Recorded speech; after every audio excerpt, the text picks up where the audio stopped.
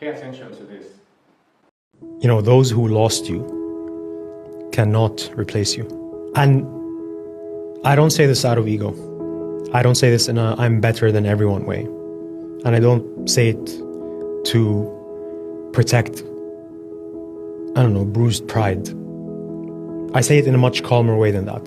You realize it because of how you showed up, because you gave your full effort, your full attention, your full honesty. You didn't half love. You didn't keep one foot out the door.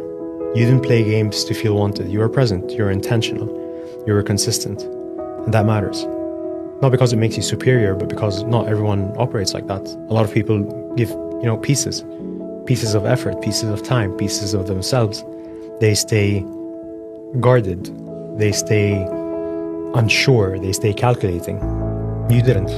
You gave what you had when you had it. And once you've done that, there's a strange peace that comes with it. Because you stop replaying the what ifs, you stop wondering if you could have done more. You know you showed up clean.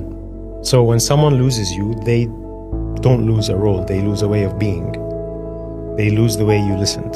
They lose the way you stayed calm in chaos, the way you didn't weaponize silence, the way you chose clarity over convenience.